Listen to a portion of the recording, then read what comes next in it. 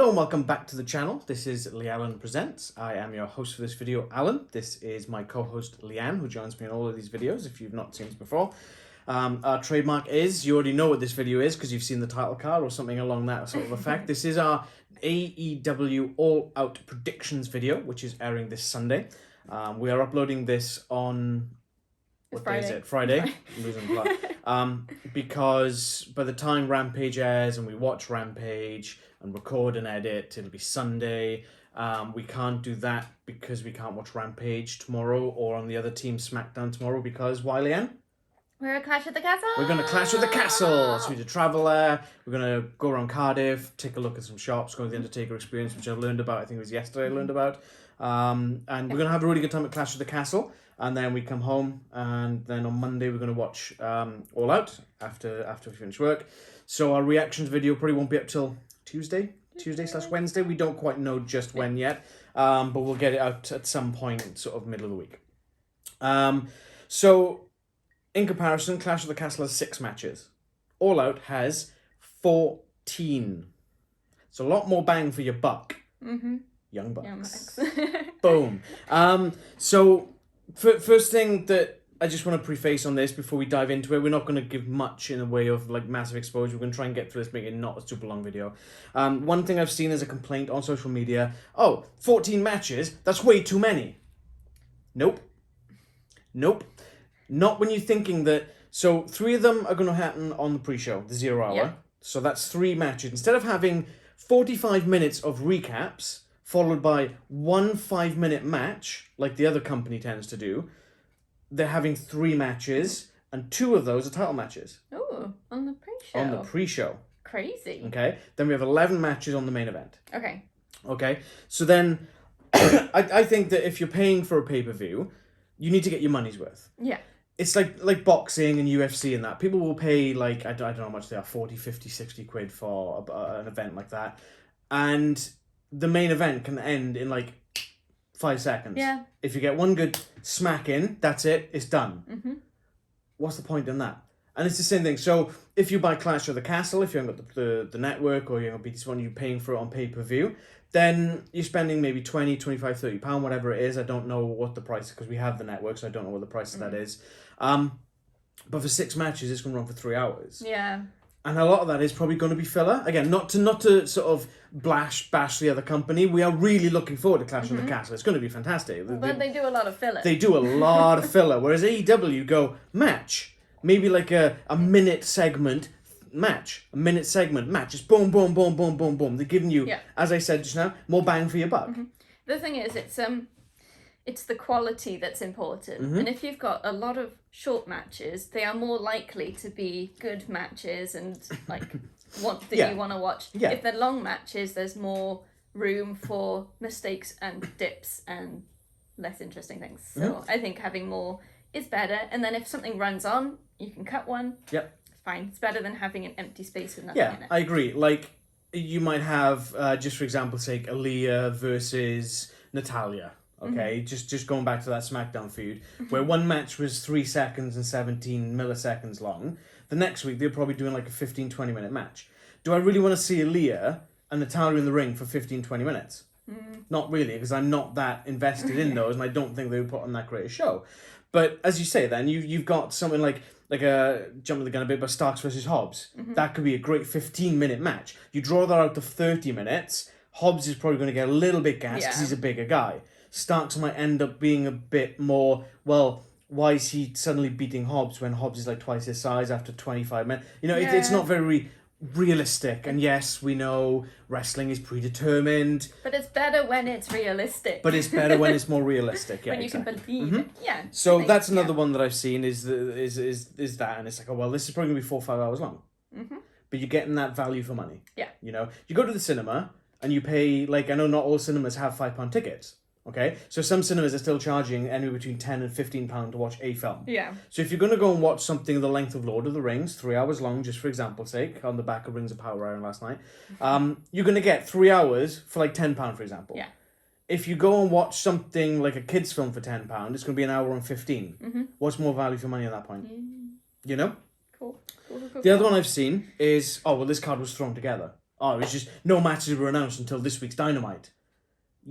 Yeah, but they've been building up. Yeah, the problem is that if you have announced matches way in advance, in that time between the announcement and the match, what is happening? If you have them announced very soon before, then it's like the build-up's happened, and then, it's the climax, and here's the match, and then it's done.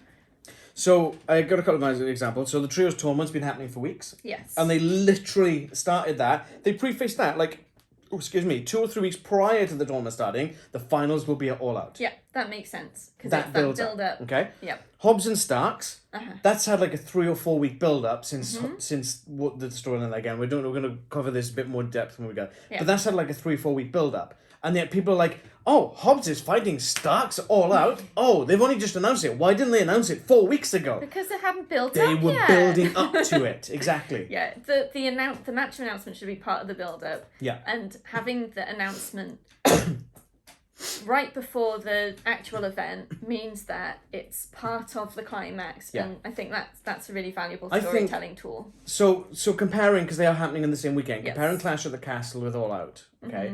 They announced, obviously, Roman Reigns, Drew McIntyre before SummerSlam. But then it takes that away. It does. In that time, someone could challenge and win the title if it wasn't predetermined. Yeah. So it takes away the realism. And again, we'll get into that later on. Yeah. So just remind me about that later on when we get to, the match I'm talking about. Cool. So, but then you got the next week then, it was Liv Morgan setting up with Shayna Baszler, and that's been 4 weeks since that was announced. I know, it's good to have, they're definitely going to meet in 4 weeks' time. But I feel that announcing one a week, because there's only 6 matches at Clash of the Castle, not to bash, but there's only 6 matches, they've announced one a week, roughly give or take. All Out have kind of, AEW have kind of gone, right, here's all the build-ups, now we're going to fire off 8 matches in one go for you at All Out. And that, for me, gets my excitement going so hard. It's like watching trailers at the cinema. Yeah, that's a good example. It's like, boom, here we go, have all this, feast your eyes, here you go. You didn't know any of these films were coming, and now all of them are coming. But I guarantee you, right, so I did see that one image got leaked. Okay. So this was post... I think it was last week's time, or maybe in the week before. It's around that time where they said that Toni Storm is going to fight Thunder Rosa at the event. Right. We'll tell you why after, but that match was cancelled. Okay. But I guarantee if they've said that match was going to happen, but then they announced it got cancelled because it was announced 4 weeks ago, people are like, oh, well, why do they announce in matches so early? Yeah, that's true.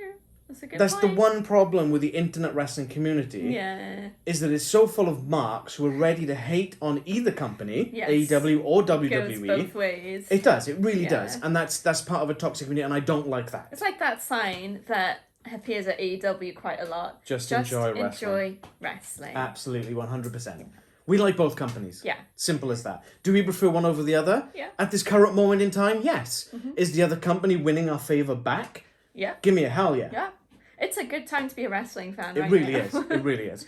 So, okay, let's get into the meat and bones of this, shall we? Let's do it. 0 Hour, as I've already said, is 3 matches. I knew it went 3 matches. That's not 3, that's 2. There's 3 matches. 2 of them are title matches. We're going to start off, as we always do, the non-title matches will be talked about first, then we'll do the title matches. So we'll do the 0 Hour, then we'll start the main event. So we'll have the 3 matches from 0 Hour, then the main show, when we cover the main event, will be non-title, then title matches, okay?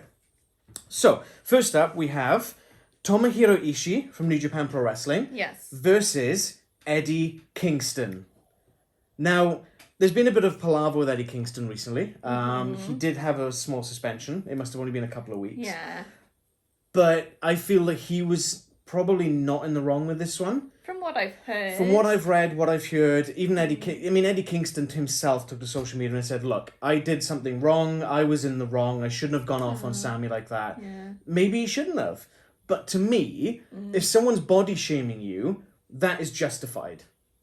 If you're going, you can't talk to me like that, and kind of, I would be angry. If someone come up to me and called me names, I'd be irate. I'd be angry. I'd be like, what are you talking? Why are you doing this to me? I don't know how far that's the problem. We've only got part of the story. But Sammy, Eddie, apparently they were on good terms again. They've kind of, Sammy apologised to him, and it was, the worst thing about it is, it was in a promo that eventually got cut out because he was taped. Yeah. So nobody even saw that. Yeah. And it's like, right, okay. So, Eddie Kingston, Tomohiro Ishii. This is the second time these guys are meeting. The first time was earlier on this year in May at New Japan Pro Wrestling's Capital Collision event.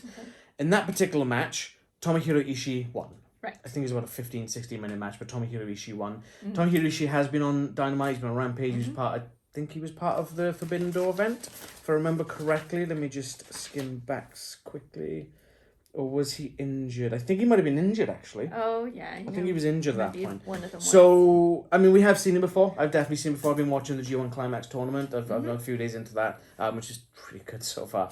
There's not really much else to be said about this. I mean, both guys are big. Yeah. And again, not body shaming, but they're larger talents, you know? And that's not a bad thing. No. It just means we're going to get a fight, a slugfest. It's not going to be flip-flop and flying. It's going to be punch, punch, punch all the way. And maybe cut a few chops. So, lots of chops. Who you got? Kingston. Eddie Kingston? Yes. Yeah, I think I agree. Partly because I know him better, so it's my obvious choice. Yeah, and I partly think... because, like you said, Tomohiro Ishii. It's I couldn't remember. If he won in Japan, it makes sense for Eddie to win in here, and then maybe they have a rubber match. Yeah, I was going to say the same thing. Yeah, I was going to say the same thing. I'm learning. Leanne's not very good with the Japanese names. Do please forgive her for that one. There's not any more Japanese names on here. I can't retain names, whatever country they're from. So, yeah. Oh, dear. Okay, so then we're into the first of our... Okay. Title matches, championship matches, because this title isn't recognised by the official board of AEW. This particular match is for the FTW Championship, in which the cold-blooded Hook is going to be taking on Cool Hand Angelo Parker of the Jericho Appreciation Society. Yes. This has kind of come out of nowhere, but... It's because Hook holds an open challenge policy. He's not afraid of anyone coming up to him and going, right, we want to fight. Yeah. I mean, he took on that, oh, good grief, what was his name? That reality star guy. Oh, yeah. I can't remember his name. I can't remember. Zach something. Zach Clayton? Oh, it might have been Zach Clayton. Didn't like him. I think it was very Zach much. Clayton. Comes out to the ring and Hook's quite... I don't want to say scrawny because it's not the right word. He's not got a lot of mass to him. No, he's all sinew.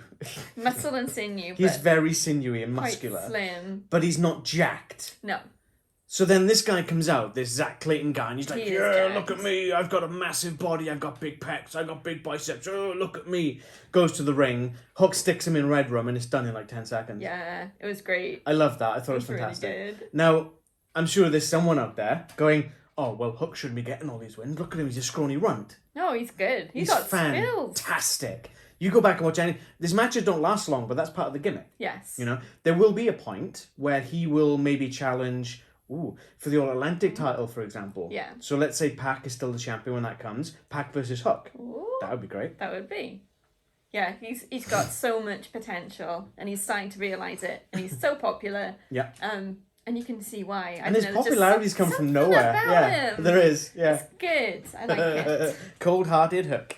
Who's winning this one? Hook. Absolutely Hook. Obviously, yeah, right? Absolutely. I'd be very surprised if he doesn't. And what is Cool Hand about anyway? I don't know. What's the Jericho Appreciation Society all about? With their sports entertainers. Come on. Okay. Last match on the 0 Hour. Again, there's another title match. It's a recognised title this time around. So it's the All-Atlantic Championship, where Pac is defending against the returning Kip Sabian. It's been quite a while since we've seen Kip Sabian. Yeah. Without a box on his head. Just in general. I mean, he was injured. I can't remember the injury, but it's been maybe... it's got to be about 18 months since we last saw him in the ring. Yeah. Obviously, he's married to Penelope Ford, who made a comeback. I think it was on Dynamite, or it might have been last week's Rampage. And I was like, oh, okay, Penelope Ford's back. Just kind of out of nowhere. She might have appeared on Dark. We are not up to date on Dark. There's too much. We haven't got enough time at the moment. But then, obviously, we've had this guy with a box on his head. So overrated. Over it. Something like that. Underrated, over it. Yeah. So this guy's been sat in the crowd for quite a few months. And everyone's like, wait, that's Kip Sabian. That's Kip Sabian. That's Kip... And it's like, wait, that's Kip... Are you serious? And then Kip Sabian, I believe, started putting it on his social media. Yeah. And it's like, right, okay, so it is Kip Sabian. So he must be kind of just long burning into his comeback. Pac Obviously, All Atlantic champion. He's the very first All Atlantic champion. Okay, he won at Forbidden Door. He's been touring. He's been wrestling in Britain. I think he's been touring in parts of Europe. Every time Pac has defended that title, who's been there? Kip Sabian. Boxhead man. Boxman. Kip Sabian is almost stalking him. And it's like, right, okay, this is interesting. And Pac's obviously kind of mouthed off to him a little bit and so forth. Fast forward then to the opening round of the Trios tournament, which we will talk in depth more about after. But Death Triangle were facing off against United Empire. So that's Aussie Open and Will Ospreay. Yeah. And we thought, Death Triangle will win it. New Japan's not going to progress through. Death Triangle are going to get it, and so on. Kip Sabian is at ringside with the box. Yeah. And he's kind of pointing or making gestures at Pac. She goes up to him and Pac rips the box off his head. And it's not Kip Sabian. It's some guy with duct tape over his mouth. Yeah. And he's like... From behind, Kip Sabian jumps him. And I'm like, whoa, Kip Sabian's changed his style. This guy looks badass. Yeah. I think this look, it looked really good on him. Fair play to him. Looks great. Jumps Pac. I can't remember if Pac took the fall, but because of that outside interference, Death Triangle, they lose the match, and they're no longer in the Trios tournament. So, Kip Sabian cost Death Triangle the match. Yes. Pac is not going to be happy about that. No. Not by a long shot, because he's a very angry man at the best of times. Yeah. Do you want to add anything to this? Not really. I think it's sort of... There's been a lot of build-up if you think about it, but then it's sort of all exploded in the last minute, which is quite an interesting... Kind of like the match announcements. Yeah. Which I think is a good way of doing it. Yeah. As long as they don't overplay it. You Yeah, know? yeah. It's like, just having him there, not actually participating, and just sort of sitting there or standing there. It's so long that he's been there with a box on his head. Yeah, and we just literally months. It's just been like, oh yeah, he's there again, it's fine. Just nothing. But obviously, if they, it's one storyline that works like this, and it's not like every storyline is this much build up. It kind of reminds me. It's good. It kind of reminds me a bit of old school storytelling. So back in the mid to late 90s, Shawn Michaels had an injury, dropped the title to Stone Cold Steve Austin, but he was literally on a bad way. He had a back injury. Yeah. But to keep him relevant, because he was still under contract, they hired him in as a commissioner. Yes. So you're keeping him on TV in a role. And this very much reminds me of that with Kip Sabian just standing there. It's a presence. You may not know who Kip Sabian is. You might know who Kip Sabian is. You might not know Kip Sabian's under the box. Yeah. But he's there. He's drawing that attention, but not to an overt sense. No. It's not, oh, well, this is constant. It's, oh, he's there again. Okay. And he gets paid for just sitting in the crowd with a box on his head. I mean, that's the dream, right? I know, right? Tony Khan, hit me up. I can do that. Who you got winning this match? I think it's a tough one. Yeah. I'm going to go with Kip Sabian. Okay. Just because I think that this explosion of storyline, I suppose... It would be just that icing on the cake if he does beat Pac. Yeah. Even though he's the smaller guy and hasn't been around for a while. But it'll be interesting. It'll be a good match, I think, either way. That would be a really cool way to cap it off. I think mine's more of a I want to see this as opposed to prediction. So I'm going to go Pac. I'm going to go Pac. Cool. Because I can imagine... So this underrated over it, I can imagine Pac not taking him lightly... but not taking him almost as seriously as he should. Yeah. And just narrowly escaping with the skin of his teeth with that belt. Okay. Yeah. And then being like, God, that was a close one. You know? That kind of... And I kind of like that. Yeah, that's... And then he would show a sign of respect to Kip Sabian. Ooh, I don't know about that. I think that would be a good way to do it. Obviously, but I mean, it doesn't have to be handshake. Just maybe like a... And then rolling up the ring in his angry manner. You know, that would be enough. Yeah, it'd be something. So, that was the pre-show, which is called 0 Hour. Now on to the main event. Sort of. Main show. Yeah, main show. Yeah, the main show. So, again, like I mentioned at the top of the video, we're going to do the non-title matches first, and then the title matches. There's 5 title matches. 6 non-title matches. So it's almost half and half. That's okay. The thing with this is that a lot of the non-title matches have a lot more exposure. Okay. I think exposure, or I wouldn't say a lot more riding on them. I mean, in some cases, yes, but not to that Not same all, sort of no. effect as the title matches. Cool. You know. So, first up, speaking of a lot riding on it, we've got Bryan Danielson versus the Lionheart Chris Jericho. Yes. From the Jericho Appreciation Society. Jericho has literally said this is going to be the Lionheart iteration, not the Painmaker or the Wizard or whatever hell he's calling himself this week. Which is great, by the way. Jericho constantly reinventing himself. Yeah, I think that's fantastic. Cool. So this kind of started when Blackpool Combat Club and the Jericho Appreciation Society have obviously been feuding for a little bit of time. Daniel Bryan was out with an injury. They had Claudio Castagnoli come in and sort of replace him in that sense because he couldn't go. Fast forward to a few weeks back on Dynamite, and it was Bryan Danielson. It's because Daniel Garcia is tripping me out. Yeah. Versus Daniel Garcia of the Jericho Appreciation Society. Yes. Daniel Garcia wins that match. And everyone's like... It's good. What? And then they start a "You're a wrestler" chant at Daniel Garcia because he's a sports entertainer, according to the Jericho Appreciation Society. Yes. You know? And... like Daniel Garcia, when Moxley and Bryan Danielson were starting the Blackpool Combat Club, one of the first names they mentioned was Daniel Garcia. And they said, the young talent coming up, we would like to grab them, take them under our wing, train them to be the next generation of us. Yeah. Those technical wrestlers, the brawlers, the top tier athletes, Yeah. And that's kind of Daniel Garcia joined Jericho Appreciation Society. And it's kind of starting to come ahead of that. So again, long-form storytelling. So all the people are going, oh, well, this match has come out of nowhere. Well, it hasn't. No. Not really when you think about it, when you boil it down. No. You just didn't see it coming because maybe you're not paying as much attention. Yeah. Anyway, Daniel Garcia beats him. And then a couple of weeks later, they have a rematch, best 2 out of 3 falls, in which Bryan Danielson wins. Yes. But at the end of the match, Bryan Danielson shows respect to Daniel Garcia, to which Jericho comes in and he's trying to almost beat up Bryan Danielson. And Daniel Garcia's like, no, what are you doing? Stop. What are you doing? Yeah, because he said through this whole thing that Bryan Danielson is his hero. It's Daniel Garcia's hero. He looked up to him. And it was, I think later on when he was talking to Jericho, he said that he had that moment where he could shake the hand of his hero and Jericho ruined it. It's big. It's a big thing. Yeah. So, then obviously, Bryan Danielson was like, well, I want Jericho in a match. And again, this was a couple of weeks ago. Yeah. So it's not anything new. Just because the title card wasn't shown on Dynamite. I'm going to stop doing that. I'm just going to get into it with that. But, where was I going with that? Yeah, so they're in the ring, and then Jericho's like ready to crown Bryan Danielson with the chair. Out comes Daniel Garcia, steals it off him. He's like, no, what are you doing? Stop it. You don't need to cheat. Jericho's better than this. You don't need to cheat. What are you doing?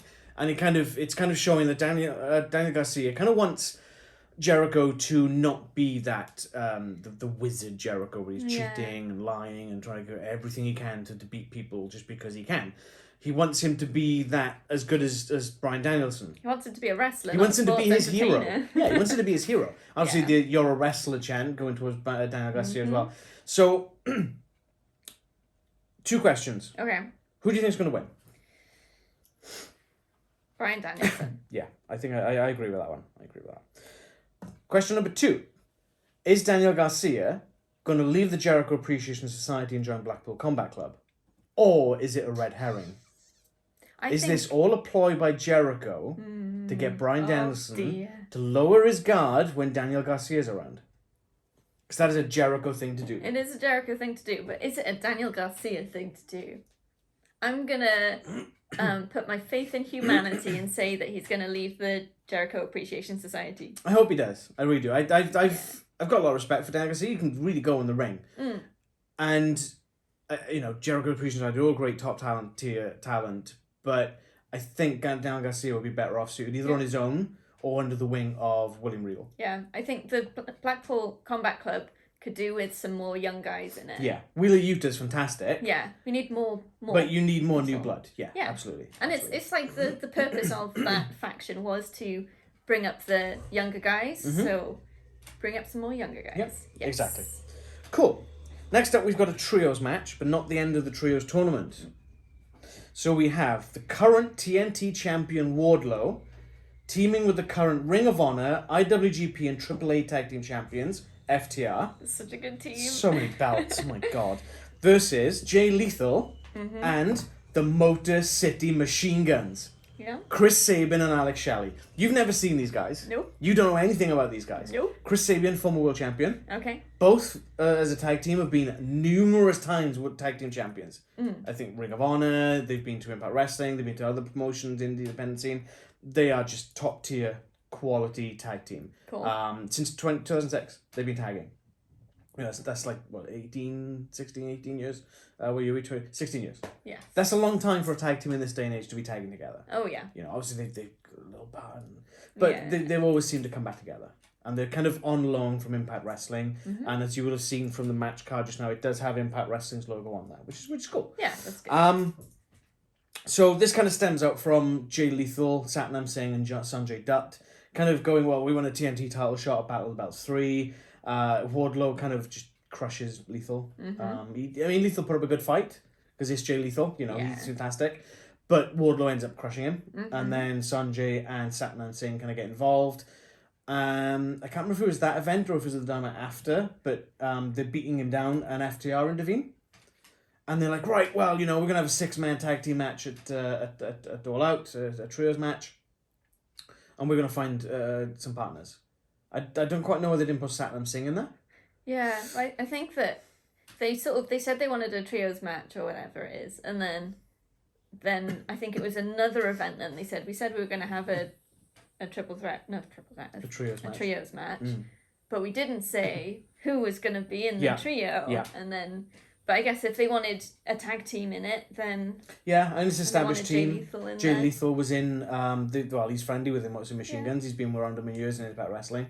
I believe they've tagged up as a 6-man before. Yeah. So and they want Satnam Singh around to interfere, probably. I mean, they pushed it as Satnam Singh is the largest athlete in the world, and he's like 7'4", and he's huge, and he's friggin' massive, huge. Yeah. Like you stick Sanjay Dutt next to him. Sanjay Dutt's probably shorter than I am, but it's like. Oh, hello, Satnam Singh. How are you? You know, and he does. He looks like Frodo standing next to Gandalf in Lord of the Rings, you know? Yeah. He's huge. But why not use him? I don't quite understand why they're not using him at the moment. But maybe he's still green, maybe he's still in training. I don't know. Possibly. I'm going to answer that one. That's pretty much what we got. They only announced last week there was the Motor City Machine Guns. Yeah. I'm excited for this. Chris Sabin showed up with Dynamite this week. Yeah. I'm wondering why Alex Shelley didn't show up. It was a bit weird, but this is going to be a good match. Yes. FTR Motor City Machine Guns, I would love to see in a straight-up tag match. Yeah. Because that'd be great. Because cool. you've got FTR's hard-hitting. Motor City Machine Guns are very much that flippy stuff that FTR don't really do. Yeah. So you have two very different teams. And then the same with Wardlow. Wardlow's not really built for flipping. No. And Jay Lethal is all about springboarding and jumping around. Yeah. So you've literally got 3 guys who are just slabs of meat going against 3 guys who are flippy jumping frogs. It'll make for a very interesting match. Who you got? Wardlow and FTR. Yeah, FTR's on too much of a roll. I can't see them going, well, FTR, you're going to lose. The only way I see that happening is if Machine Guns are going to appear again and face FTR for the Ring of Honor tag titles. Yeah, interesting. That could probably happen, whatever the outcome of this match. Tony Khan, make it happen. Next up, this is a personal one. This is a very personal one. Oh. Jungle Boy versus Christian Cage. I hate him right now. Oh. Who, Jungle Boy? No, Christian Cage. He's so mean. So this has been so much of a long burn storytelling. Like it's been going for 15 months. I think they started to go. They started this off. When Christian Cage and Jungle Boy were in that. I think it was the Casino Battle Royale. I believe it was at Double or Nothing 2021. Jungle Boy eliminates Christian Cage at the end to win the future title match. Yep. Obviously, fast forward to I can't remember what event it was, but it was it was supposed to be the Hardys, the Young Bucks. It was Dynamite. It was supposed to be the Hardys, the Young Bucks, and Jurassic Express, because I'm still going to call them that. I don't care. Yeah. Jurassic Express to me, okay? For the tag titles in a 3-way ladder match. That's what the match was supposed to be. Jeff obviously was arrested. He couldn't compete in the match. It became Young Bucks versus Jurassic Express. Yeah. Jurassic Express lose. Young Bucks become new tag champs. Christian turns on Jungle Boy at the end of the match. Long burn storyline. He starts sort of mouthing off at Jungle Boy's mother and sister, who was sat at ringside. Some pretty nasty comments. Yep. And then a couple of weeks later, he's talking about Jungle Boy's father, Luke Perry, was it 90210, I think he was in? He was in one of those sort of big TV shows in the 90s. Luke Perry, the actor. He's Jungle Boy's father. Unfortunately, he's obviously no longer with us. He passed on some years ago. And Jungle Boy, I think, does that. He used to love wrestling. Luke Perry would be seen at wrestling events. Yeah. You know, he was at some of the WWE stuff, the WWF stuff. And I think Jungle Boy does this a lot as a tribute to his dad, which is really nice. You know, that's a really cool way to do it. And Christian made some rather scathing remarks. You know, and they played it off that Jungle Boy was injured for I think it was 6 or 7 weeks he was out. Then he comes back, and Christian's like, "Oh God, what's going on? Luchasaurus, get him!" Because Luchasaurus is sided with Christian Cage. Luchasaurus goes outside the ring, looks at Jungle Boy, looks at Christian Cage, looks back at Jungle Boy, steps to Jungle Boy's side, and they both kind of run Christian Cage off. Yes. Since then, we've had Jungle Boy attacking Christian. We've had Jungle Boy trying to run him over with a car. Yep. We've had him chasing him out of the arena. Christian's currently in like a compression sling for his elbow. That's probably not a legit injury. It's not a legit injury, most likely. But the one thing is that when Christian Cage injured him with that one-man concerto, he laid his leather jacket over him. Yeah. Jungle Boy came back wearing that jacket. He's still wearing that jacket. Yep. I love that. I think that's fantastic. It's such a good touch. It's subtle. Yeah. But it's great, and it's so impactful. I think that's fantastic. But I do like the way that Luchasaurus almost playing protector of Christian Cage. Like, no one could get to him. Yeah. Until Jungle Boy came back as It's well. like he was saving him for him or something. I don't know. Yeah. That's what it feels like to me. Luchasaurus has now got a black mask and black extensions instead of the green. So cool. It looks really cool. He looks much more like vicious and stuff. As the other thing to say about this is that Jungle Boy has said that Christian Cage isn't going to be fighting Jungle Boy. He's going to be fighting Jack? Jungle Boy Jack Perry. Yeah. Yeah, he's going to be fighting Jack Perry. Yeah.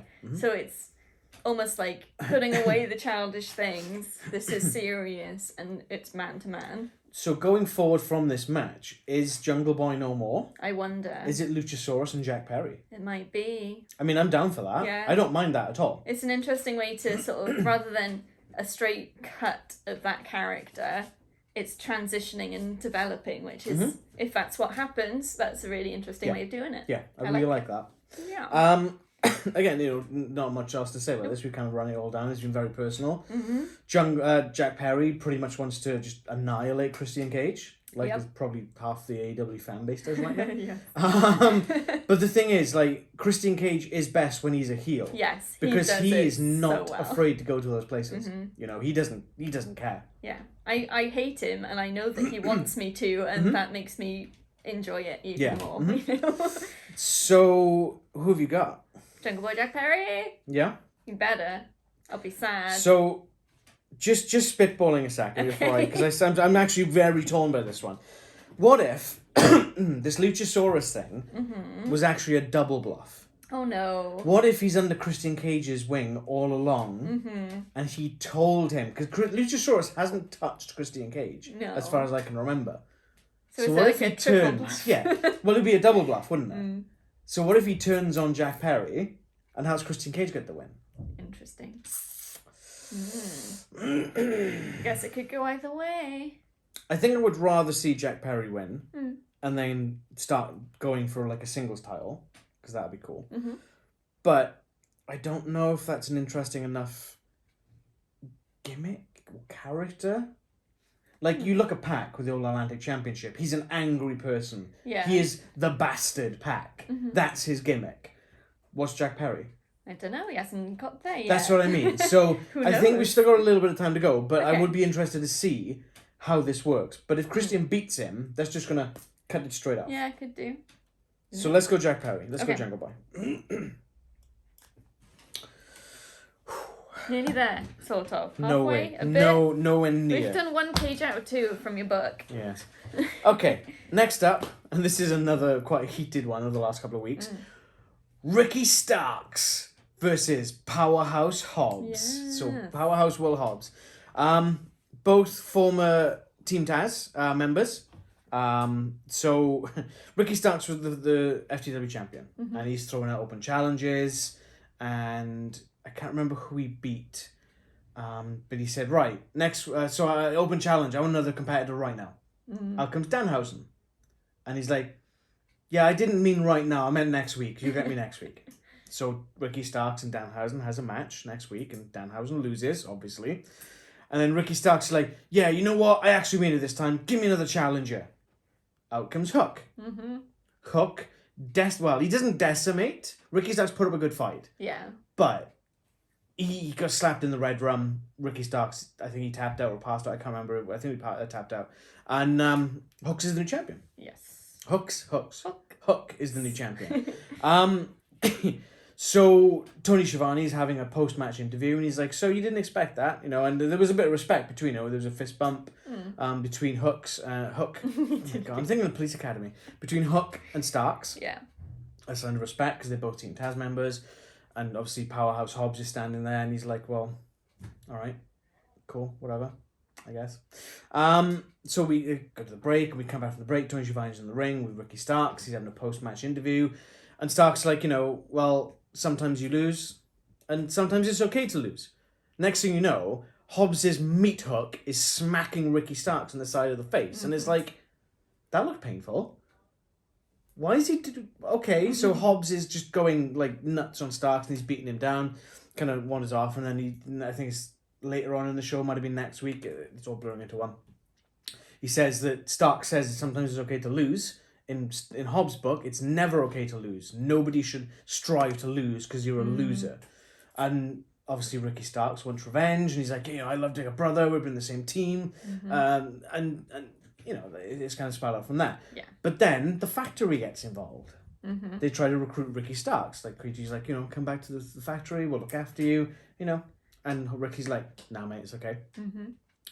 So then they obviously announce the match. Ricky Starks versus Powerhouse Hobbs All Out, and Hobbs is in the ring and he crushes, I can't remember what it was, he absolutely decimates someone, like a jobber talent, I believe, and they cut to the backstage where the factory has beaten the hell out of Ricky Starks. There's blood, spitting up blood, and he's like, Hobbs, maybe you want to reconsider joining the factory, and they walk off, and it's like, Hobbs is kind of smirking at this point. Yeah. So as it stands, if we're looking at the way that this sort of has ended at the moment, Hobbs looks like he's going to join the factory, and Ricky Starks might be injured because of the beatdown from the factory. So I firmly believe he's going to come out with like some strapping on his ribs, maybe, kind of playing off an injury. It's obviously a storyline. They wouldn't clear him to fight otherwise, or perform. So this is going to be a great match, I think. You've got two, again, much like we were saying with the Motor City Machine Guns and FTR, you got one guy who's just like a mass of meat. Yeah. And you got Ricky Starks, who can do a bit of everything, really. Yeah. He's not small. He's got a sort of medium-sized frame, but he's not overly muscular. No. So he's got that sleekness, which allows him to do more jumpy and flippy stuff and fast-paced stuff. But he can also hit hard as well. So this is going to be an interesting match. I'm looking forward to this one. Yeah. And Ricky Starks, his promos the last few weeks have been really impressing me. I think he's fantastic. I've been warming up to him for the last couple of months, but he's really now this like, okay, now he's on the pedestal, he's on his own. He hasn't got this man mountain behind him to back him up. He's on his own, and you kind of see that he's hungry for it, and I like that. Yeah. And I think he can go far. Who have you got? It's a tricky one. I think this match is going to be full of storytelling. Yeah. And I think the factory will probably get involved. And I think that Hobbs will probably win. Yeah, I agree with that. I think there's more they could do with the feud before finishing. I can see, as you say, factory will get involved. It'll either cause a disqualification or they will distract the ref, beat down Starks. Hobbs will get the win. Hobbs will join the factory, and then he's like, well, I've already beaten you. Why do I need to have a rematch? And then Starks goes through every member of the factory. Yeah, that could be cool. To get back to Hobbs. Yeah. Kind of like, almost like what MJF was doing with Jericho. I think it was back last year when he was making him run the trials of Jericho. Yeah. And he made it every week with someone different. You had to beat every single one of them. And I can see them doing something like that with this. And it'd be cool. Because the factory's got some really good guys in it. Yes. Aaron Solo's fantastic. Nick Camarado, obviously QT Marshall's in there. And I feel they don't really get enough exposure on Dynamite and Rampage. Yeah, I think they probably do quite a lot on Dark, I imagine. So Anytime it'd be good for them to have some exposure. Anytime they do sort of appear on Dark or Dynamite, it's against like Hangman Page Yeah. or Young Bucks and someone really established and people they're trying to get to elevate higher. And it's like, well, they're not going to win against these guys, obviously. Yeah. No, that's good thinking. Okay, next up we've got probably one of the most what's the word I'm looking for? Unpredictable matches. One of the most dynamic and probably going to be completely over the top spot fest. Casino ladder match. Yeah. Okay, so we've got Claudio Castagnoli, Wheeler Yuta, Rey Fenix, Penta Oscuro, Rush, Andrade El Idolo, Dante Martin, and the Joker. So there's 8 competitors in this match. They usually sort of do odd numbers, but they've got 8 in this particular one. I think they did this recently with another match, I can't remember who it was. But there's 8. And we've got 1 Joker. Okay, so they always seem to have, it's either a casino battle royale or a casino ladder match. I like this kind of dynamic. The winner will get a future AEW world title shot. Yes. Okay, so whoever's going to win this, they are going to guarantee themselves a championship match down the line. Whether it's on Dynamite or Full Gear or whatever. It's kind of, it has kind of come out of nowhere, but it hasn't at the same time. I feel that this was kind of on the back of that trios tournament almost. Yeah. So you've got Penta, you got Fenix, you got Rush, you got Andrade. All of those guys were in that trios tournament, the tag team tournament. Obviously they didn't win because they're in this match. Otherwise they'd be going on to the finals. Claudio Castagnoli and Wheeler Yuta. Claudio is the... Oh, excuse me, I've got a win today. Claudio is the Ring of Honor World title holder, and Wheeler Yuta is the Ring of Honor Pure champion at the moment. And Dante Martin, I feel has been thrown in there because they've got... He's a fantastic talent. He should be showcased. His brother's on the shelf after a horrific car accident. So he had an injury, was out for like 10 months, I believe it was. Yeah. Comes back for 2 weeks, is in a horrific car accident, and is out with an injury again because of the car accident. It's a shame. And we hope Darius gets well soon. But Dante Martin's not floundering. He's kind of making his own way. Yeah. But I feel he needs that a shot in the arm. He needs to be exposed a little bit more. Kind of like Daniel Garcia was. So Daniel Garcia was kind of floundering a little bit in the Jericho position, and now he's kind of being elevated up by beating Bryan Danielson. Yeah. You know, he's kind of going up, and he's on these storylines. He's going up and up and up and up. I feel that Dante Martin kind of needs something like that. Does that mean he win this match? Probably not, because I think it all depends on who the Joker is. Yeah, so, it does. Question number 1. Who do you think is going to be the Joker? I don't have any ideas. No?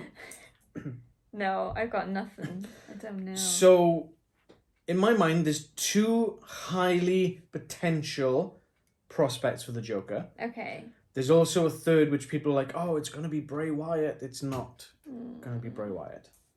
Imagine though. If anything, Bray Wyatt's probably closer to re-sign with WWE. Yeah. Because I think WWE can afford to splurge on a Bray Wyatt. Yeah. I'm not sure how... I mean, obviously, Tony Khan's not hurting for money. But will he want to spend the money that Bray Wyatt could probably be asking for? Because last I heard, it's within that, like, 6 digits. It's, like, millions that he wants. Yeah. And, you know, fair enough, Bray Wyatt is a fantastic talent. He's got some really great ideas. He's very creative.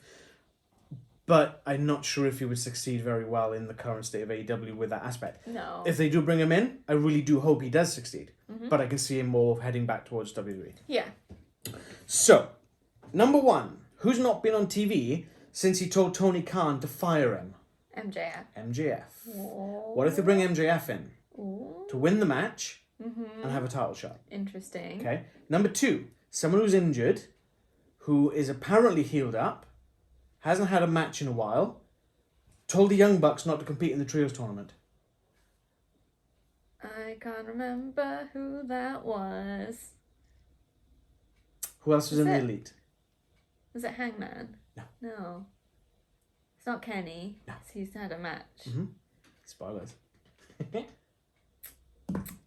can't think.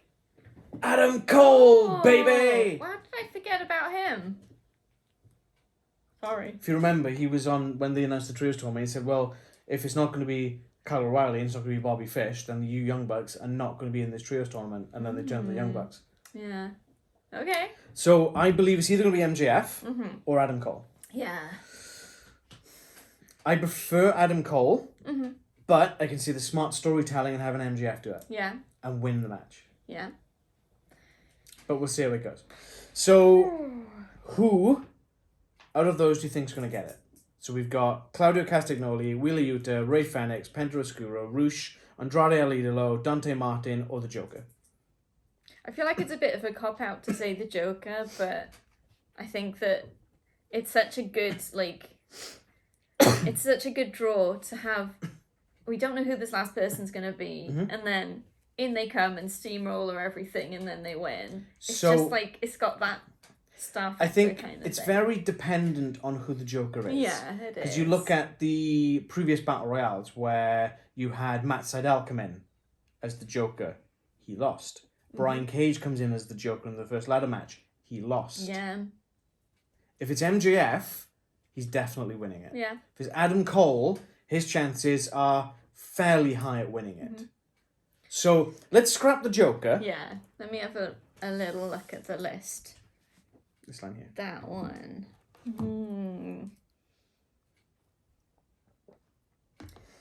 I'm gonna go with Claudio. Yeah. Yes. I think if the Joker isn't MJF, I'm going to put my money on Penta. Okay.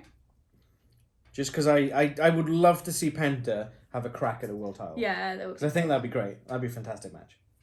Yeah. Especially given the participants of the title match, which we just speak about in a bit. So, next up is another trios match.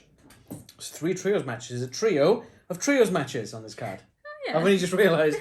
So, we've got Miro, Darby Allin, and Sting teaming up to face the almighty House of Black.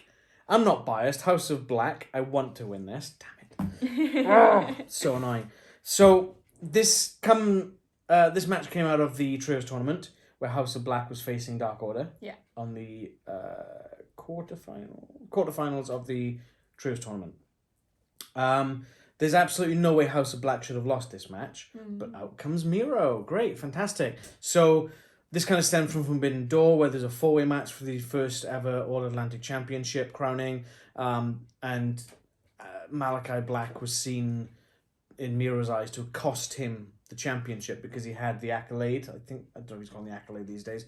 On someone, I think it was Pac. And it looked like he was going to win it. Comes in, sprays the black mist, and kind of boots him in the face. And basically, Miro didn't win. And he kind of blames the House of Black for that. Which it's a fatal 4-way, mate. What do you expect? But Miro's a bit unhinged, so... He is. So, he comes out when it looks like House of Black are going to win this match. And obviously, Brody King and Buddy Matthews go after him. Aubrey Edwards is friggin' blind because she's looking right at Miro when he's beating those guys up on the ramp, which should have been a disqualification. House of Black should have proceeded through the tournament. Thanks, Aubrey. Thanks a bunch. So then, obviously, the Malachi Black takes the pinfall from, I think it was Johnny what's his name? Johnny Hungy. That'll do. Yeah, Johnny Hungy. Rolls him up, gets the pin. Dark Order run like scolded dogs because the House of Black come running back in. They grab Miro, chuck him in the ring, start beating him down. Out comes Darby Allin. Yay. Out comes Sting. Yay. Great. Awesome. Sting's got that because he's had the mist in his face as well. So he's got the kind of the makeup from Malachi Black. Oof, that was a throwback. From Malachi Black on one side. The next week you see him in a promo, he's got it on the other side. And it's like, well... Yeah, a bit weird. What? Why did he do that? What? That makes no sense. Is it travelling? Is it bouncing back and forth? You know, I reckon don't quite understand that. Someone did it on him the first time, and then he had a picture and tried to do it on himself, but in a mirror, so it was reversed. Imagine. But yeah, I mean, in the promo, Sting was like the enemy of my enemy. It's my friend! He didn't even say that, he just said the enemy of my enemy. He did. Oh, did he said it in a really enthusiastic voice, just completely out of place. It was very weird. I must have retconned that in my brain, so I don't remember that. Yeah. That's probably why, yeah. It's a weird matchup. I kind of want... So, I'm picking this I'm doing it right. I'm going to pick my win. Yeah. Because this is what I want to see happen. Okay. I want to see the House of Black win. Okay. Because I want to see this infection that's currently in Sting's face and in the makeup take hold during the match. Yeah. And he turns on Darby Allin and Miro and joins the House of Black. That would be very cool. I think that would be absolutely badass. I'd love that. I think that'd be fantastic. That'd be great. Who have you got winning? I think Miro, Allin, and Sting are gonna win.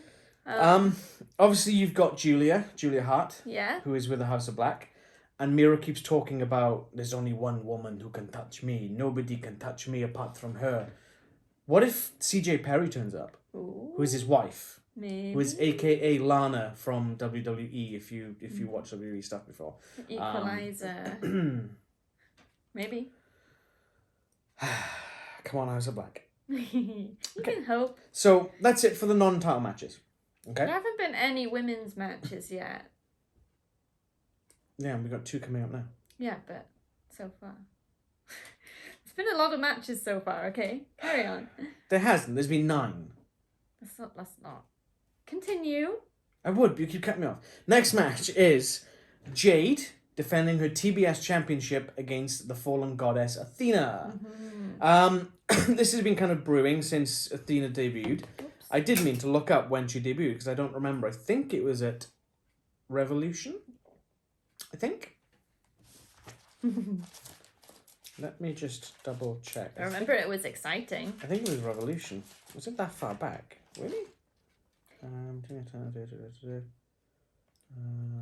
Talk no. amongst yourselves. Double or Nothing? Is it Double or Nothing?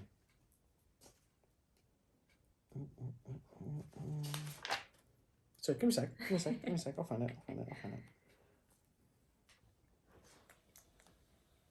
It was Double or Nothing. So May. Cool. So May, June, July, August. So 3 months, and they've been kind of teasing this back and forth with the baddies and Kira Hogan and Red Velvet's out injured. Layla Gray's been trying to get in on this at Stokely Hathaway sort of want. Yes. Jade just keeps turning it down. I think it's quite amusing though. So yeah, this has been kind of on and off a little bit. Yes. Chris Statlander's injured, so I think they've kind of just given the push to Athena a little bit, which is no means a bad thing at all. No. That's good. Athena obviously comes out and she's got these metal cosplay kind of wing things that she's made. They're real cool. And they move around, and she puts them on the top of the ramp. On a match, I think it was Dynamite last week. She leaves them on the ramp. Out comes Jade with a sledgehammer and just absolutely wrecks them. Boo! They were so cool. They were. And I mean, yeah. So it's just been going back and forth. Yeah. And there's not really much else to say about this. It's just been a lot of back and forth. Whenever Jade's beating up someone, in comes Athena or Chris Statlander, and they've kind of shunned them off. And then if Athena's in a match, Jade will come out and beat her up. So it's been a bit of a long, slow burn without many eventful kind of moments. Yeah, I think so. The women's storytelling isn't quite as up to speed as the men's. I think. Yeah, it's a bit unfortunate. Yeah, it's getting there. I think. Still believe that the women get more exposure than in the other company. Yeah. I mean, you've got 2 women's matches at Clash at the Castle, but previous to that, you had 1 women's match on a pay-per-view. Yeah, it has been pretty dire. You know. Who you got winning this? Athena. Athena? It might be because I really dislike Jade at the moment. I don't really like... I know it's like you're meant to hate her and everything, but partly I don't like the character either. Yeah. Like, Jade when she came in was absolutely green. She was greener than a Ninja Turtle. You know? But she has gotten better. She has got a lot better. Yeah. Fair play to her. And she's got 36 and all, I think. Yeah, she's got a crazy streak. So is it time for the streak to be broken? Yes.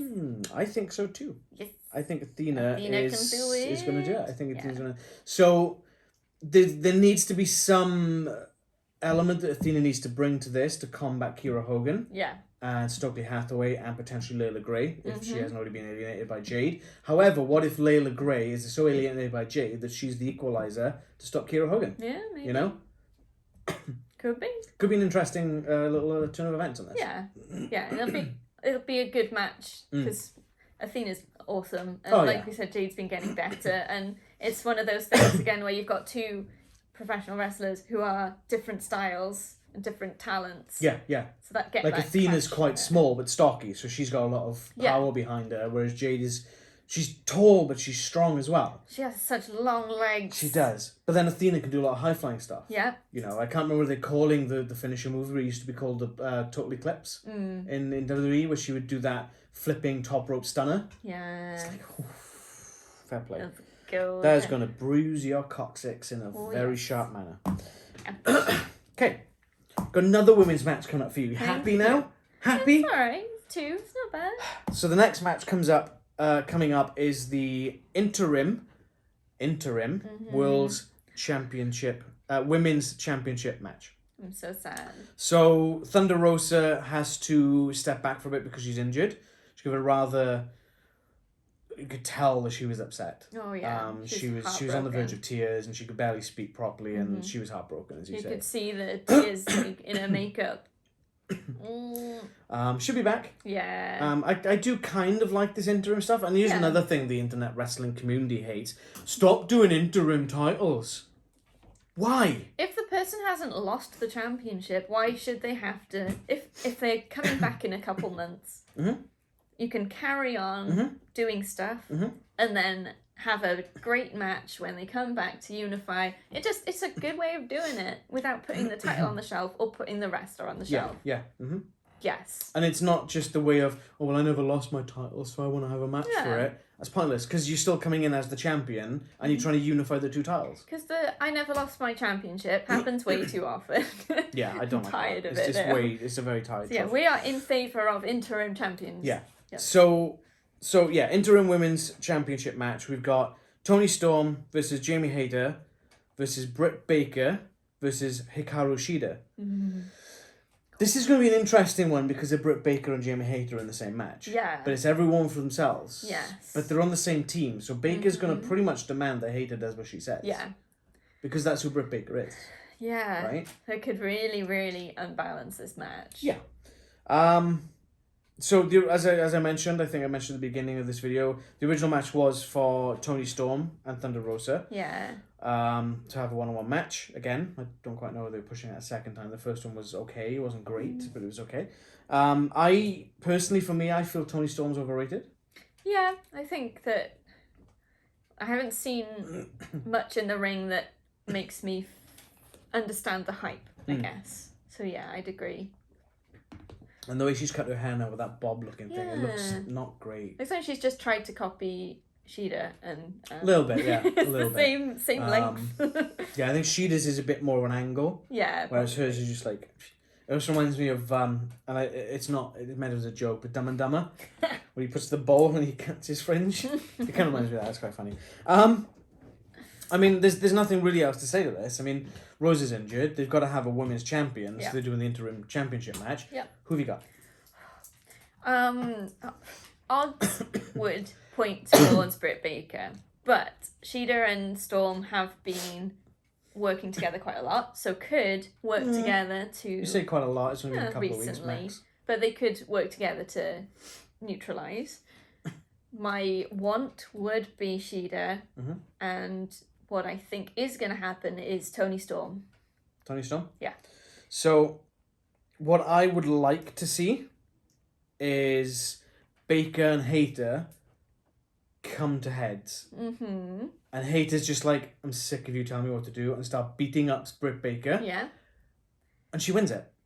Because I think that'd be great. That would be interesting. That would be such a swerve ball. Yeah, it would. You know, that would be right spanner in the works for Britt Baker. Because obviously you've got Jamie Hayter, or even just have Jamie Hayter sort of accidentally hit Britt Baker and win the match. And then you have this storytelling of Britt Baker going, well, what you're going to do is you're going to go to the ring, you're going to lie down, you're going to let me pin you, and I get the title. And then Hayter's like, no. And then it causes friction between the three of them, which could be cool. And you know how they've been doing the... So they come out and then it's Rebel eventually. Yeah.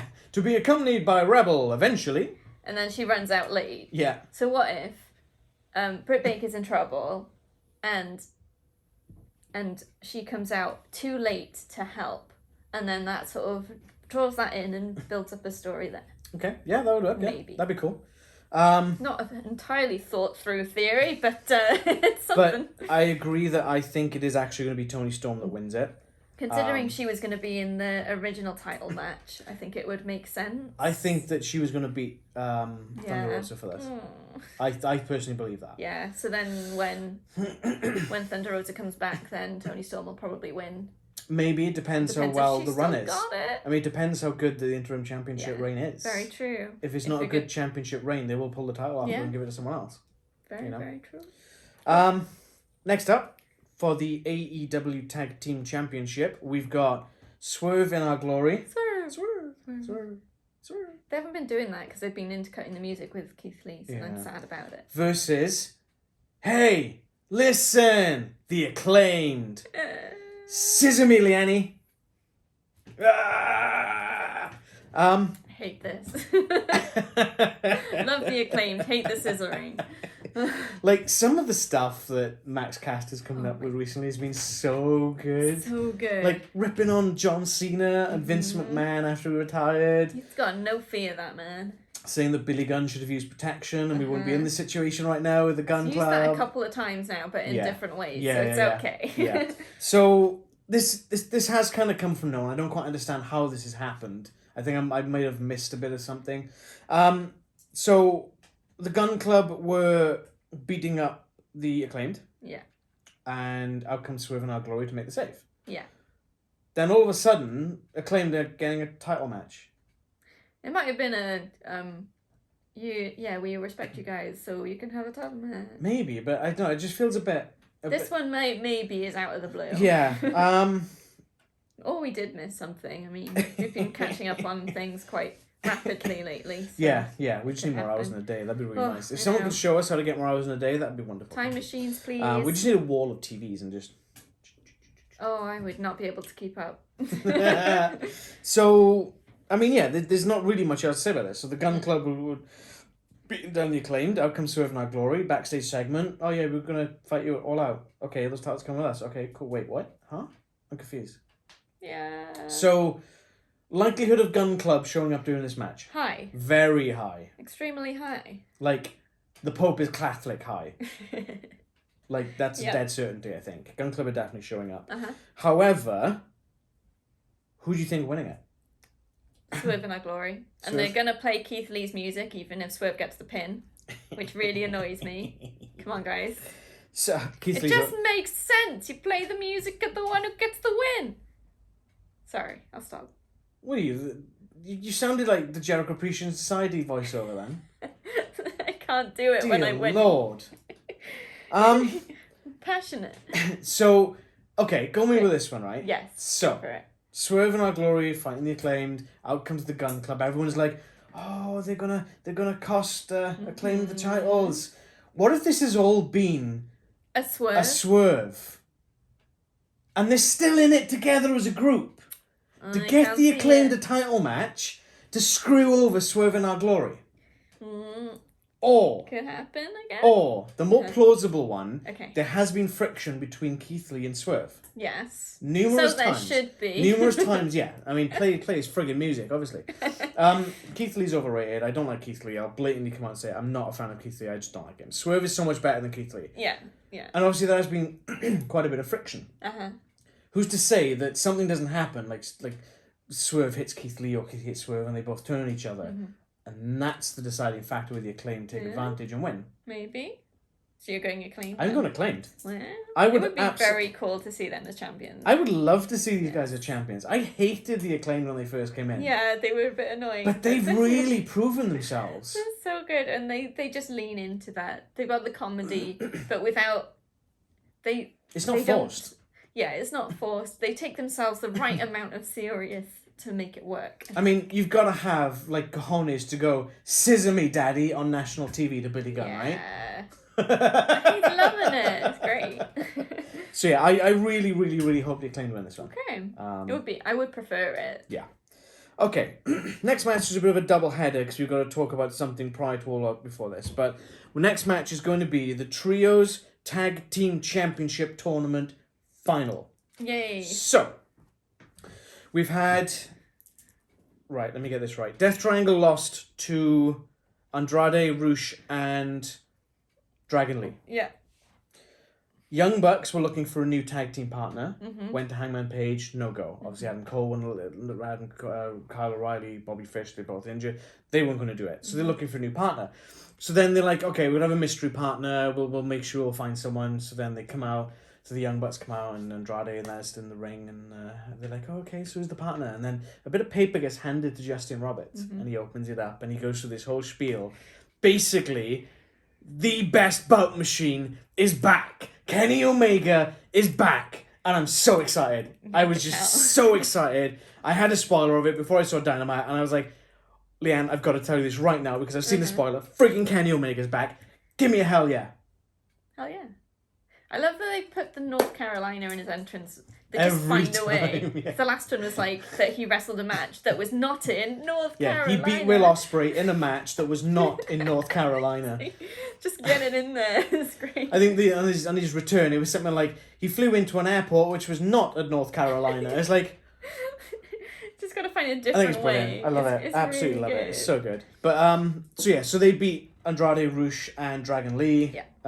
Dragon Lee got beaten up by Rush and Andrade, but that's a different thing another time. Then the next match was the winners of Will Ospreay and United Empire, and I can't remember where they fought in that first round match. Oh, I can't remember. Oh no, it was Death Triangle. Oh yeah. So right. yeah, you had Death Triangle and United Empire from New Japan Pro Wrestling. They went on. So then you had United Empire versus the Elite on this week's Dynamite. Holy crap, that was such a great match. Oh, it was really good. Oh, so good. So good. Like, Death Triangle and United Empire was rated 5 stars by Dave Meltzer. This match should have been a 6-star match because it was that good. I loved it. Absolutely everything about this match was great. So on the other, so we've had Dynamite side bracket, and then we've got a Rampage side of the bracket. So you're kind of trying to make Rampage a bit more relevant. So we've had who do we have in this? We had Best Friends. They beat someone. Oh god, I can't remember who they beat. Memories. Why can't I remember this stuff? House of Black lost their match against Dark Order. So Dark Order went to their semi-finals. Then you had Best Friends. They beat someone. I'll be damned if I can remember who it was. But they went on to the semi-finals. So the semi-finals are taking place tonight. Rampage is live tonight. There hadn't been spoilers because it hasn't been taped. It hasn't occurred yet. So at that point, we've had Preston Vance, number 10, has gone down with an injury. I don't know if it's storyline or not. I think it's a storyline. Yeah. So then Evil Uno was stepping in. In comes Andrade, and he's like, I'm going to buy this place off, this place in the tournament off you. Here's a bunch of money. Uno's like, we don't need your money. And then him and Rush beat the hell out of Evil Uno. So Evil Uno is now injured. Who have they got for their replacement in the Dark Order, Leanne? Hangman Adam Page. Hangman Adam Page. Yes. And the Dark Order versus the Best Friends, which is Chuck Taylor, Trent Beretta, and Orange Cassidy, tonight on Rampage. It's gonna be fun. That's the first match we need to talk about. Who have you got winning that?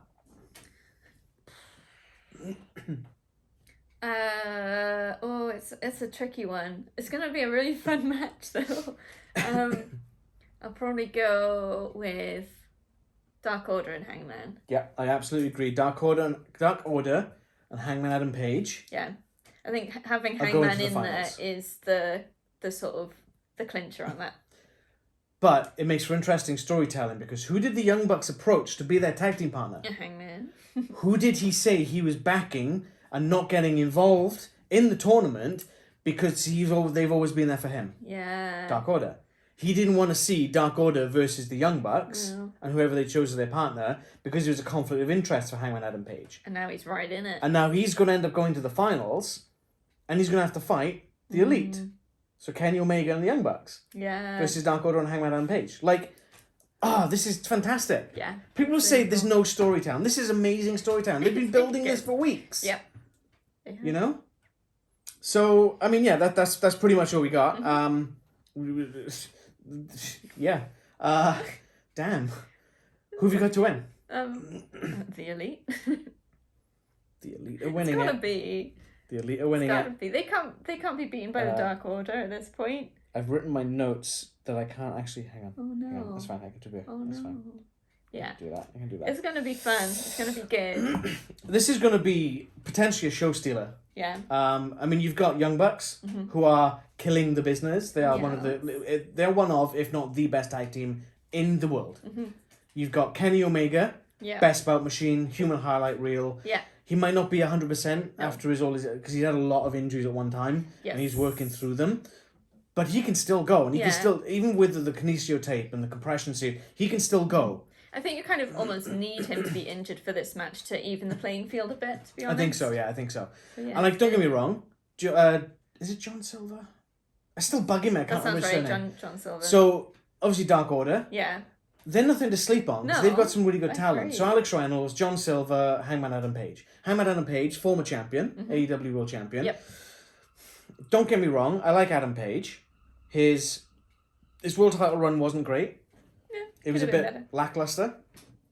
I think because he's got that really laid-back sort of character, it makes it hard to put real emotion and passion into it. Yeah, and I think that the character. But I think that kind of killed the title a little bit. Yeah, I wasn't a big fan of his title run. So I like Adam Page, but maybe not as a world champ. Maybe as a Atlantic champ or a TNT champ, or a tag team champ or a trios champion. Yeah, that's fine. Because you have that, like when Kim and Kenny held it. Yeah. You had Kenny's passion, Kenny Omega's sort of vibrance and pizzazz, and Hangman Adam Page's kind of smash down, drag out, kind of laid backness. Yeah. Is that okay? That works. But on his own, I don't know. Yeah, it's a good take. It's interesting. So, last match. You know what time it is, Liam? It's time for the main event. Jon Moxley defending his undisputed AEW World Championship against Chicago own CM Punk. So, CM Punk wins the title at Double or Nothing from Hangman Adam Page. Wrestles in a trios match with FTR, the Dynamite after, and he screws up his foot pretty badly. Broke his foot. Had to have surgery. Interim champion was needed. So Forbidden Door, they crowned an interim champion, which was literally about a month later. Crowned interim champion when Jon Moxley beat Hiroshi Tanahashi. He's been defending it ever since. He's been carrying the company quite well with it, because it's Jon Moxley. He's got that. It's very much the Kenny Omega of the company. Kenny Omega raised the company to different standards with that title run. Jon Moxley's been kind of doing the same. Yeah. CM Punk didn't really get a chance at that, unfortunately. No. So Jon Moxley has been beaten down by, I think it was Jericho Appreciation Society, because of the Blackpool Combat Club. I think it was part of the Bryan Danielson story with Jericho. Yeah. So Moxley comes in, obviously BCC, comes in, starts sort of, was it Jericho Appreciation Society? Oh my god, I can't remember. It was a faction. I'm pretty sure it was JS. And I think so. all of a sudden, out comes CM Punk, and the crowd just goes nuts. They go bananas. Yeah. It's like when he first returned. Yeah, and close to it. It was close. It was close. So he comes in, clears the place out, and Mox is just like, right, I know this. He's sat there just in the middle of the ring. Okay, does that, gets up and stands face to face, literally almost nose to nose with Punk. And it's like, right, okay, so this is our All Out main event. Cool, okay. Then Moxley's like, I don't want to wait till All Out. I want to do this on Dynamite next week. Sorry, what? Yeah. It's like you're giving the title unification on Dynamite for free on syndicated television instead of on a pay-per-view event. Okay, there's a plan going here somewhere. So, fast forward a week, Mox comes out, Punk comes out, they start the match, Punk hits an enziguri, twists on his foot, and literally drops to the floor clutching his foot. Yeah. Looks like it's going to be a stoppage, but it isn't. Punk's like, no, I gotta. Gets up, he takes a rough Death Rider, takes another Death Rider, and Moxley pins him in 3 minutes to unify the titles. And it's like, what just happened? Oh, what? What? Yeah. What? It was so quick. So then there's like, Moxley comes out the next week. He's like, Punk got what he deserved. He wasn't ready. That's his problem. I'm the champion. I've been carrying the company. I'm the face of the company. I've been busting my ass. This is me. Anyone wants me, come and get it. Here's an open contract for All Out. Throws it down on the mat and walks out. Yeah. One of the agents runs down and grabs the contract. And the commentator's like, that's a steal. That's CM Punk's like one of his closest friends. It's his trainer as well. Yeah. And it's like, okay, interesting. So then later on in the show, CM Punk comes out and he's cutting this kind of, I don't know if I can go anymore, I don't know if I can do this, I can do that. And he's kind of very downtrodden, he doesn't know if his foot's up for it. Ace comes out and fires him up, drops an F-bomb on live TV, which he got fined for. Slaps him in the face. Fires Punk up. Punk literally just strips off his jacket. He's got his, obviously, shirt on. Goes in the crowd with his microphone. You want it? You got it. All Out. Punk, Moxley, let's do it. Like, he's like, fired up. He's almost, like, shaking with like... Urgh. Gets a pen from somewhere and signs it. Back pocket. He put it in his back pocket. Like, why did he have that? He was out Johnny to, Ace might have brought it retire. and he might have put it in his pocket. Yeah, maybe. Possibly. So, yeah, we've got Moxley versus Punk for the main event at All Out. In Punk's hometown. In Punk's hometown, Chicago. Yeah. So, I think that, obviously, having the decision to have an interim champion was obviously needed, because you need the title picture. You want to strip CM Punk, which, I appreciate that. Like you said with the women's title, I appreciate not just stripping the champion and getting a new champion. I think that's pointless. I hate that. Having an interim title builds that anticipation. With the interim champion, that's John Moxley took exception to that. I'm not interim champion. I'm the champion. Yeah. But it's still that interim. It's still that almost until the champ comes back and it's unified. You were just kind of like the placeholder. Yeah. But you're still the title belt. Yeah, exactly. Yeah. Which, I kind of like that. It's kind of cool. It's just kind of... Like, if Hangman Adam Page was interim world champion, I'd be fine with that. Because that would give him a chance to prove that he's worthy of it. And then when Punk comes back, if it was Hangman Page, Punk would just decimate him and that would be that. But you could say that, well, Page was champ, but he wasn't. So he had a run. Didn't quite get to where he needed to be. Yeah. But he's elevated because of it, and I think that works better. I think it's really well for elevating. I'm not sure if Moxley was the right person to stick the interim title on, being an interim champion. He's obviously former champion before Kenny Omega beat him. Yeah. My boy Kenny. But, I mean, it is what it is. So, I think part of this was a thank you to Moxley to go, look, we're going to do this on Dynamite. We're going to let you crush Punk. We're going to give you, the title, have it for a couple of weeks until All Out. And then you're going to fight CM Punk again in Chicago. Yeah. Who have you got winning? I'm actually finding this one quite difficult. I think for some reason, I don't want Punk to get it back. I'm not quite sure why, but I don't know if I just prefer Moxley as a wrestler and as a character. And partly I think because the crowd is so hyped for CM Punk, I get that thing of... I think the crowd's going to be split, I think so. But whether they would disappoint the Chicago crowd by having their guy lose this high caliber of a match. Plus, he didn't get the run as champion that he should have had before he got injured. I don't know. Oh, I'm gonna go with Punk. Punk? Yeah. Yeah, I firmly believe Punk's winning this because, as you say, he didn't have the run as champion. Yeah, I think it'd be cool if he didn't. So you win it at Double or Nothing, you get injured the same week, and you tell the crowd you have to not be around for this. Yeah. That's got to be a right kick in the teeth. Yeah. But then, fast forward, he comes back, he helps Moxley, but then unite the titles on Dynamite. It's not really the same thing. Uniting the titles at All Out, it's not really the same thing. Yeah. It's the interim and the heavyweight championship. Uniting as one. Yeah. I don't feel that has the same caliber as having one single belt and going, this is the prize. Yeah, Not these true. are the prizes, this is the prize. Fight. I think that, for me, holds bigger stakes than unifying. Yeah. And obviously, as you said, Punk, Chicago, it's his hometown. Yeah. He's going to be fired up to be fighting in Chicago. Moxley's going to need to bring his A game. Yeah. He will. He will, but is it going to be enough for CM Punk? No. No. Yeah. The next thing is, and I said this previously, who's to say Punk doesn't take any avenue he can get to win this? Who's to say Ace Steel doesn't come out and help him win the match, and Punk turns full-blown heel in Chicago? That would be great. That would be amazing. pretty cool. That'd be sweet. I'm all down for that. Cool. But yeah, there we are. There we have it. Whew. Made it. That's a lot of stuff. We did it. 14 matches. This is going to be a great pay-per-view. Last question. Oh. What's your most anticipated match of the card? Let me have a quick look at your book. Because there are have to. so many matches. Give it time. Product placement. Sorry. Hide it. You can't hide the cover if you're holding it up.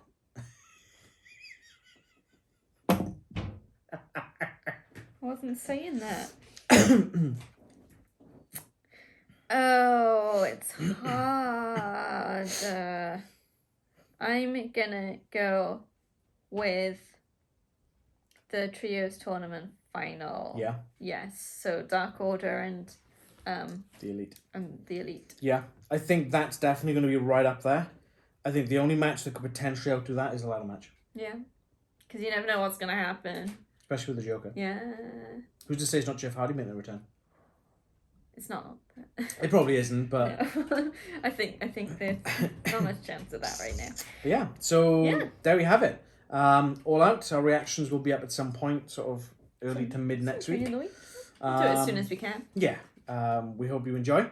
If you're watching Clash of the Castle or heading to Clash of the Castle tomorrow, we hope you enjoy that as well. If you do see us there, go, hey, look, it's Allin Presents. It's Allin, it's Leanne. Come and say hi to us. That'd be cool. That would be cool. Oh, cool. Take us home, Leanne. Well, thank you so much for watching. Like the video if you liked it. Let us know in the comments. What's your most anticipated match? Who do you think the Joker is going to be? Those questions are the ones that I will ask.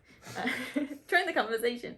Follow us on socials. We'll put our link tree in the video description below, which is on your link tree, which has all our links on it, because that's what Linktree does.